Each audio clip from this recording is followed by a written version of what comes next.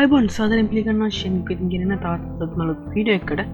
ඉතින් අද කතා කරන්න යන්නේ ඔයාලට සිරසියක් ෆ්‍රී යූස් කරන්න පුළුවන් ෆොටෝෂොප් වලට ගොඩක් සමාන ෆොටෝෂොප් වගේම ඇඩ්වාන්ස් ප්‍රොෆෙෂනල් ඩිසයින්ස් කරන්න යූස් කරන්න පුළුවන් සිරසියක් ෆ්‍රී ලබා දෙන ඕපන් සෝස් සොෆ්ට්වෙයාර් එක ගැන.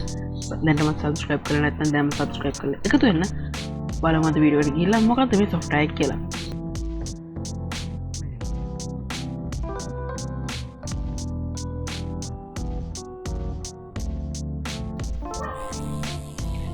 ඉතින් මේ සොෆ්ට්වෙයාර් එක නම තමයි GIMP කියන්නේ. ඔයාලා ඉතින් මම මේ දැන් Google එකට ගිහලා සර්ච් එකක් දාගෙන ඉතින් GIMP කියලා. ඉතින් ඊට පස්සේ මෙන්න මේන පළවෙනි රිසල්ට් එක ඔයාලට පුළුවන් ඕපන් කරගන්න. ඊට පස්සේ මෙන්න මේ විදිහට ඔයාලට බලා ගන්න පුළුවන් මේකේ ඩවුන්ලෝඩ් ලින්ක් එක. මෙන්න මේ ක්ලික් කරලා ඔයාලට මේක ඩවුන්ලෝඩ් කරගන්න පුළුවන්. ඩිස්ක්‍රිප්ෂන් එකේ මේ සයිට් එකේ ලින්ක් එක දාලා තිනවා. කෙලින් මේ සයිට් එකට ඇවිල්ලා ඔයාලට මේක ඩවුන්ලෝඩ් කරගන්න පුළුවන්. ඉතින් ඊට පස්සේ ඔයාලට තියෙන්නේ සාමාන්‍ය විදිහට ඉන්ස්ටෝල් කරගන්න setup file එක run කරලා next click කරලා install button එක press කරලා මේක ලේසියෙන් ඔයාලට install කරගන්න පුළුවන්. ඔයාලා හරියට install කරගත්තට පස්සේ මේ application එක මෙන්න මේ විදිහට GIMP icon එක ඔයාලට බලා ගන්න පුළුවන්. මේක double click කරලා මම දැන් open කරගන්නවා.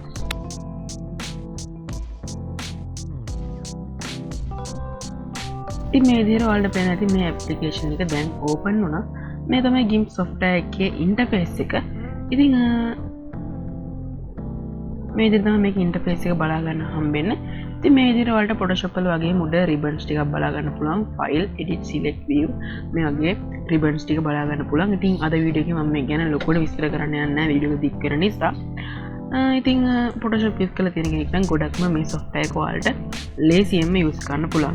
ඉතින් මේ ගොඩක්ම ලොකු වාසිය තමයි මේක 100ක් නම් download කරන්න පුළුවන්. open source ඒ වගේම ගොඩක් advanced Photoshop වගේම ගොඩක් වැඩ කරගන්න පුළුවන් software එකක් නිසා. ඉතින් tool box එක මෙතන බලා ගන්න පුළුවන්. move tool එක, ඒ වගේම text tool, brush tool මේ වගේ දේවල් මෙතන බලා ගන්න පුළුවන්. ඒ වගේම මේ පැත්තේ මෙතන layer panel එක බලා ගන්න පුළුවන්. බලමු කොහොමද මේකෙන් අලුත් document එකක් open කරගන්න කියලා. මෙතන file click කරලා ඔයාලා මෙතන new යන්න. new click කරලා ඔයාලට පුළුවන් මේ විදිහට මෙතනින් template එකක් select කරන්න. එහෙම නැත්නම් ඔයාලට පුළුවන් මෙතන image size එක දෙන්න. size එක දීලා මෙතන okay press කරන්න පුළුවන්.